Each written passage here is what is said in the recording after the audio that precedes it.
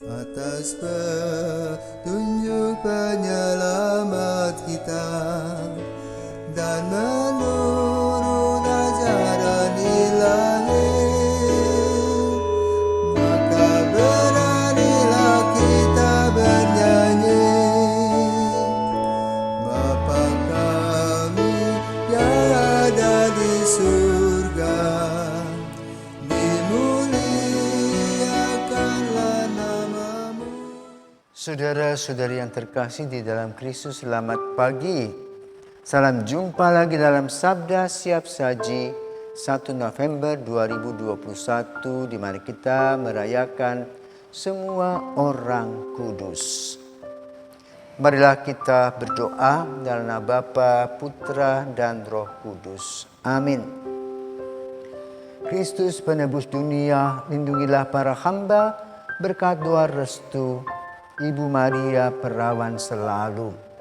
Semoga para malaikat menjaga seluruh umat bersama rombongan nabi dan barisan rasul suci, para martir dan gembala, pujangga, serta pertapa dan paduan perawan murni, semoga melindungi kami. Terpujilah Allah Bapa bersama Putra dan Roh-Nya yang mengurniakan rahmat kepada seluruh umat. Bapa, bulan ini adalah bulan baru, bulan November, di mana kami merayakan hari raya semua orang kudus. Engkau telah menciptakan manusia dari waktu ke waktu. Engkau menuntunnya, dan juga kemudian kami semua akan kembali ke hadapan-Mu.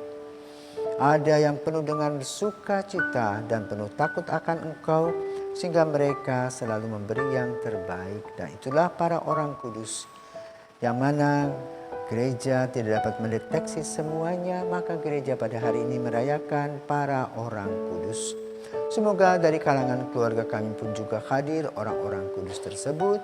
Karena itu berkatilah kami semua demi Kristus Putra-Mu dan pengantara kami kini dan sepanjang masa. Amin.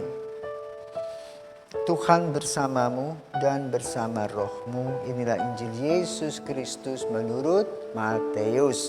Dimuliakanlah Tuhan. Matius bab 5 ayat 1 sampai dengan 12a. Sekali peristiwa ketika melihat banyak orang yang datang, Yesus mendaki lereng sebuah bukit. Setelah ia duduk, datanglah murid-muridnya, lalu Yesus pun mulai berbicara dan mengajar mereka, katanya, "Berbahagialah orang yang miskin di hadapan Allah, karena merekalah yang mempunyai kerajaan surga. Berbahagialah orang yang berduka cita, karena mereka akan dihibur. Berbahagialah orang yang lemah lembut, karena mereka akan memiliki bumi. Berbahagialah orang yang lapar dan haus akan kebenaran, karena mereka akan dipuaskan. Berbahagialah orang yang murah hati, karena mereka akan beroleh kemurahan. Berbahagialah orang yang suci hatinya, karena mereka akan melihat Allah. Berbahagialah orang yang membawa damai, karena mereka akan disebut anak-anak Allah. Berbahagialah orang yang dianiaya demi kebenaran, karena merekalah yang mempunyai kerajaan surga. Berbahagialah kamu jika demi aku kamu dicela dan dianiaya, dan kepadamu difitnahkan segala yang jahat. Bersukacitalah dan bergembiralah, karena besarlah ganjaranmu di surga." Saudaraku terkasih, dalam kehidupan kita mengenal beberapa kata seperti bahagia, senang. Bahagia merupakan gambaran global dan juga merupakan hasil dari sebuah perjuangan. Berbahagia bisa juga menggambarkan tentang situasi, dirasakan aman, nyaman, sehat, sentosa. Kali ini Yesus berbicara tentang berbahagialah. Yesus tidak berbicara tentang bersenang-senanglah, tapi berbahagialah. Kenapa? Karena kalau bicara tentang senang, senang berarti berkaitan dengan kegiatan-kegiatan. Misalnya saya pergi piknik, menyenangkan. Lalu saya pulang kembali ke rumah. Karena menyenangkan kemudian akan diulang. Saya mau liburan ke Bali, di sana menyenangkan. Kan bisa kuliner dengan baik, bisa begini, begitu. Tapi lalu tidak puas. Selesai itu ada lagi keinginan yang baru, yang ingin disenangkan, menyenangkan. Tapi Yesus tidak berbicara tentang menyenangkan ini. Yesus tidak berkata-kata, menyenangkanlah orang yang miskin di hadapan Allah. Tidak. Berbahagialah. Artinya apa? Situasi orang yang miskin.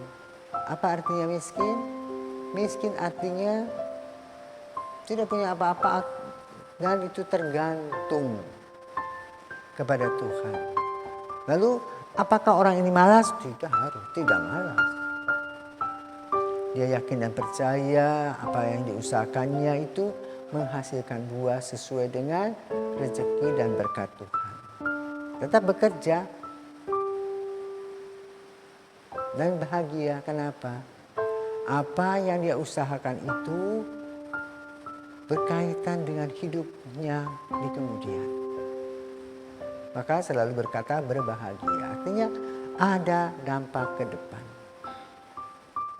Miskin berarti orang tidak punya apa-apa secara material, bisa juga miskin tidak punya kehidupan rohani yang baik dan benar. Maka penyerahan diri total itulah yang penting dalam kehidupan manusia.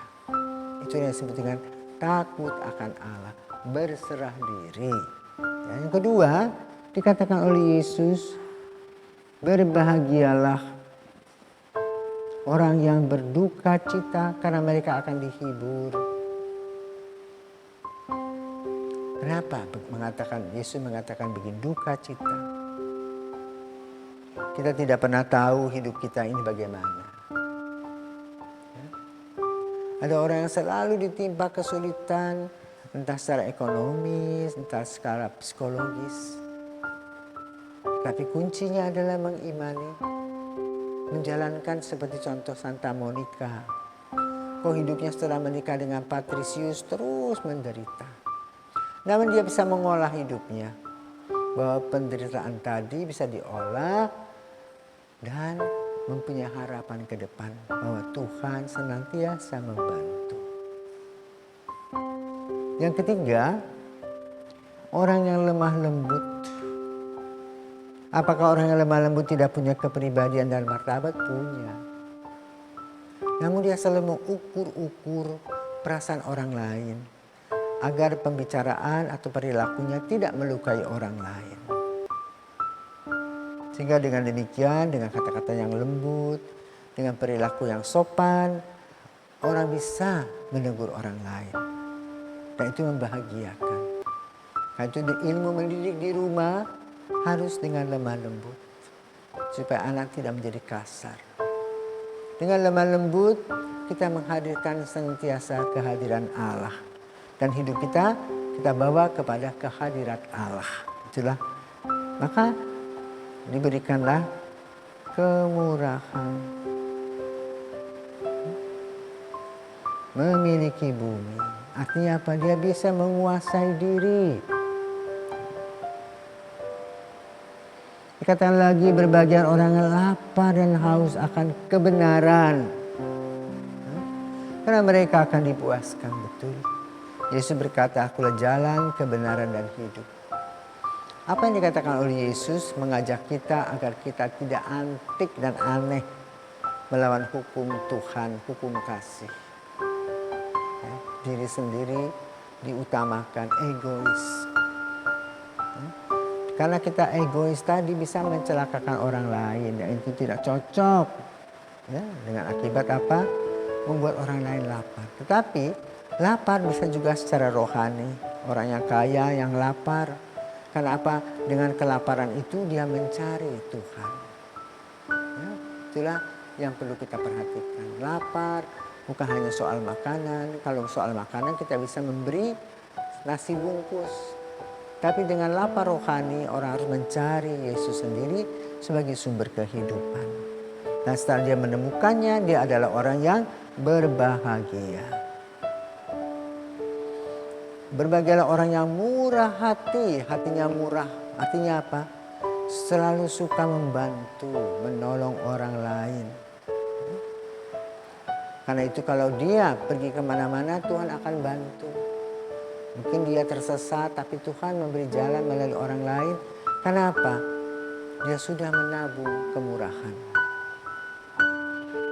Berbahagialah orang yang suci hatinya. Suci hatinya apa?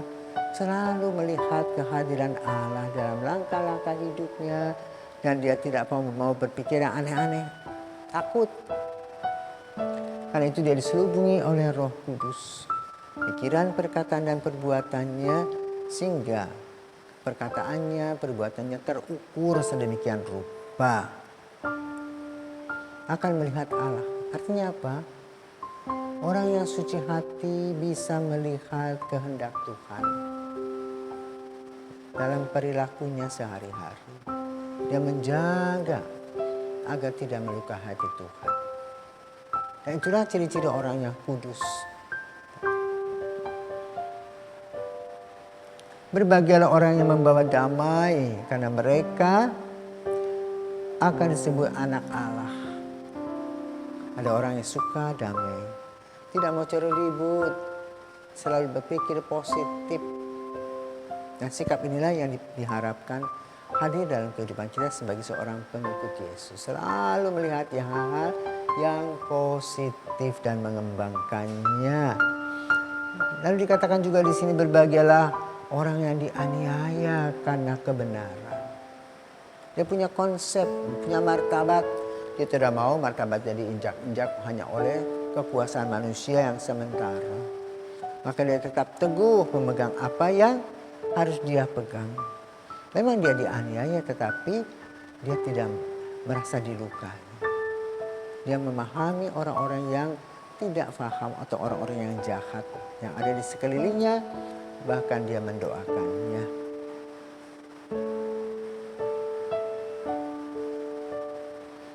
Berbahagialah jika kamu dianiaya dan dicela. Kenapa?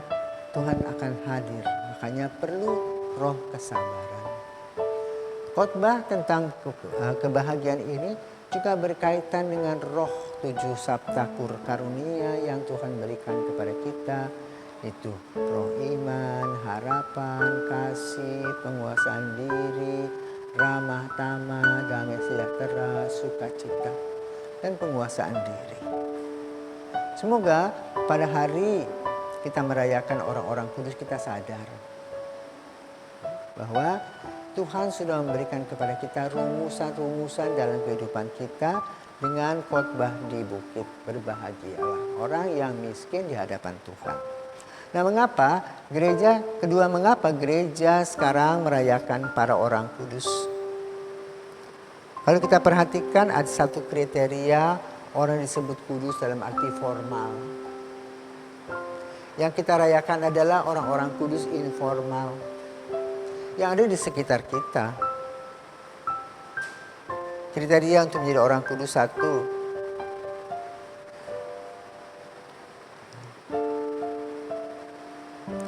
venerabilis, ya. Venerabilis artinya orang yang dikagumi. Kan dia sudah berbuat sesuatu untuk banyak orang. Dari situ kemudian ditemukan lagi satu hal yang positif atau mujizat. Maka dia naik pangkat di beatifikasi, lalu menjadi beata. Ada saksi lagi, bukti lagi, naik tadi dia dikanonisasi menjadi santo dan santa. Dan untuk menjadi orang-orang ini, orang santo dan santa, beata dan beata itu mahal. akan diadakan banyak penyelidikan. Nah pertanyaannya, apakah hanya orang-orang yang diselidiki saja yang kudus? Bukan. Banyak orang. Setiap kita hidup itu kan 1 miliar lebih orang. Dari situ masa sih nggak muncul orang-orang yang kudus? Karena gereja menghargai semua orang-orang yang berbuat baik, yang takut akan Allah, yang melaksanakan apa yang dikatakan tadi dalam sabda bahagia itu. Dan itu mereka tidak terdeteksi. Dan mereka adalah orang-orang kudus. Maka hari ini kita merayakannya, mengapresiasi apa yang telah mereka lakukan sebagai ungkapan iman, harapan dan kasih mereka.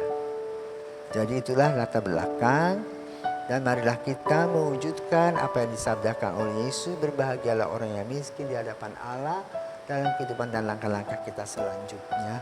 Sehingga kita betul-betul merasa bahagia, juga di sekitar kita juga kita membawa kebahagiaan dan damai sejahtera. Selamat pagi, Tuhan memberkati.